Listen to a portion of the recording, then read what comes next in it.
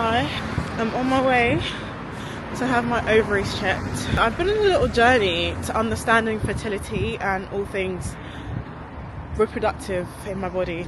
The first thing I did was the AMH test like a few months ago, and now I'm following that up with a scan basically. I'm hoping that she gives me lots of info because I actually don't know that much about it, but I know it's basically a scan of your follicles, so we'll see how that goes. This has definitely been the year of realising things, you know. I thought I was going to be late, but I'm fucking not. I've literally got 10 minutes to get there, and I'm literally, how long away? Like 4 minutes away. Smashed it. I'm going to try and film as much as I can at this appointment.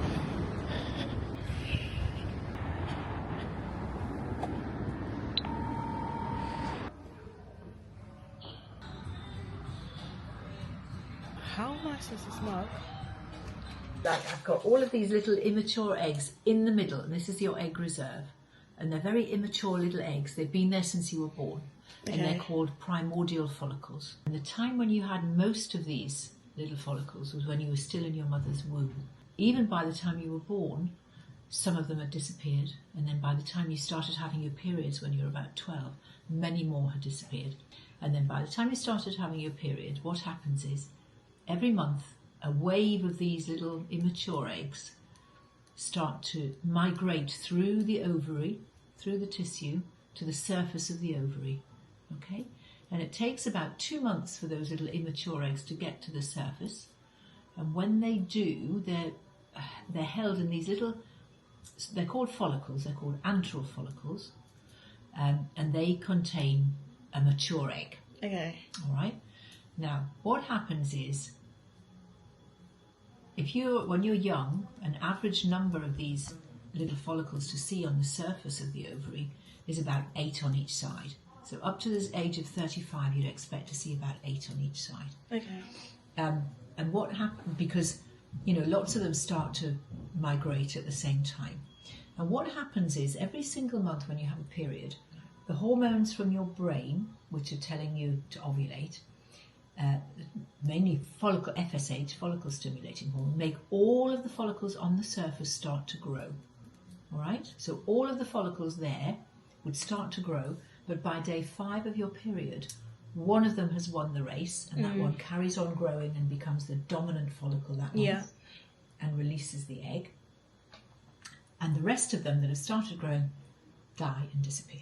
And that's why we run out of eggs.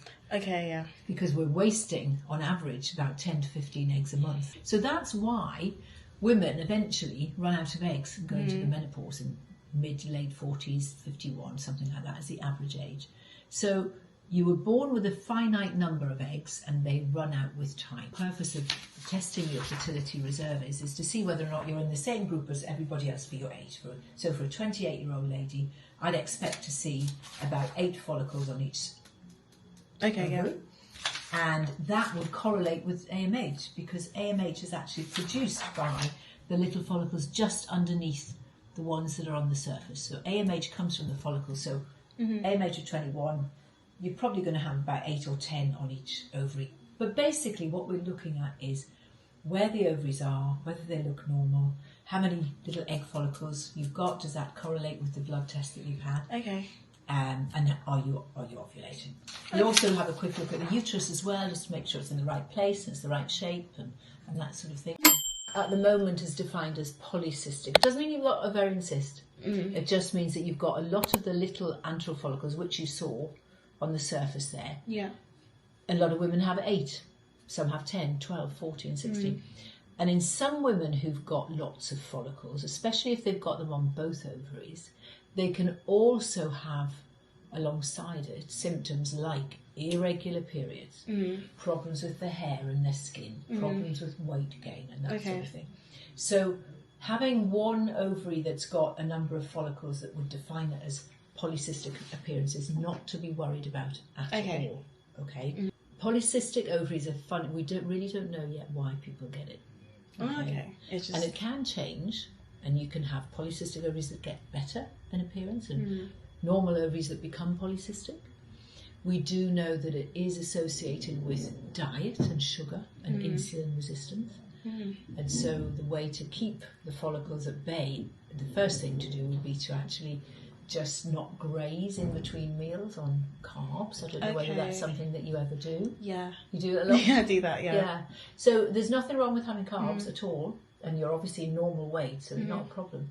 But if you can actually put your carbs that you have as a snack, as a dessert, and eat it at the same time as the rest of your meal, then you can still have all the good stuff, but it means that there's a gap in between one meal and another. Okay. And that gap is really, really, really important in terms of your blood sugar. You have simply got one ovary would be on one count, and the sense that you've got 16 follicles, possibly polycystic appearance, but it's normal volume, so it's not a big, it's not a typical PCO. Yeah.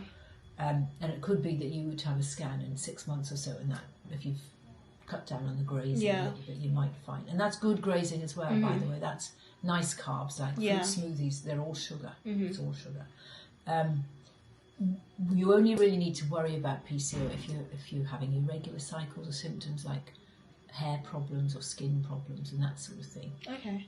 Or weight problems, and you haven't got them. So you've got ultrasound, possibly an ultrasound appearance on one ovary, PCO appearance. I wouldn't even think about it. Okay. I would go away from this with the confirmation that your AMH is good, your egg count on the scan is good, Yeah. the uterus looks normal, the ovaries are in the right place, it doesn't look as if you've had any endometriosis or anything like that, and just be reassured that your reproductive system seems to be fine. Perfect. Are you happy? Yeah, I am happy about that. Say if you're not up to anything, you're not planning, just have another blood test in a couple of years' time. Okay. Just say, yeah, still looking good, but really nothing to worry about. Oh, great. Good to know. Yeah. So you put that with your smear and your healthy lifestyle and good to go. Happy and reassured But I've got some eggs. that you've got loads of eggs. You've got lots of, you've got exactly the right number. Okay, that's good. Now, if in the future you develop either irregular periods or any other gynae problems at all, painful sex, painful periods, blah blah blah, just phone up, come and see us again. Okay. And women need to get into the habit of having a bit of a female health check. I think. It's very much the GPs do it, but they don't always have time. Yeah, it's not also very good either. Yeah. Okay. Yeah. So there you are. Done. Thank you so much for that. You're very, very It's welcome. very informative. Informative and reassuring, I hope. Yeah, definitely. Well, that's that. Oh my god. Basically, got offered a coffee, cappuccino, right? Had one. I don't drink milk. I'm lactose intolerant and I haven't drank milk in years, and I always get alternative milk. For some reason, I didn't even say anything and just automatically assumed that it would be alternative milk. Got halfway through drinking the coffee till I realised this literally tastes like milk. And I've drank half of it and I can feel it almost straight away. My stomach is telling me I should have not done that. Ugh, I feel so sick. Oh my god. I don't know if I actually feel sick or if I've made myself feel sick because I'm thinking about the fact that I've had milk. I've never really understood the fertility thing, reproductive system thing. That probably is my fault. I've never really looked into it. Kind of shocking how much I didn't know. I think that's shocked me the most. So many things that affect your reproductive health and just your body. I feel like I had built up so much anxiety around fertility, reproductive health and all of that, and it's mainly came from a place of the fact that I just didn't know anything about it. Oh my gosh, people on their dates, man.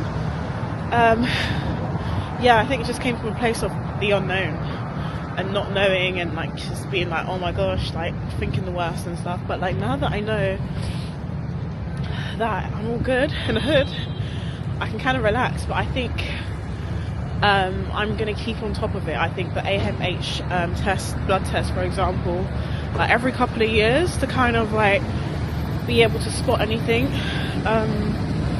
is something good to keep up. Yeah, I feel like I'm like adulting. Like, what is this? Reproductive health. Who am I? But I love this. Like I said, this is the year of like realizing things. Let me just put my stuff away because I'm actually in the streets of London and people be snatching phones, so I'm not falling victim today. Not today.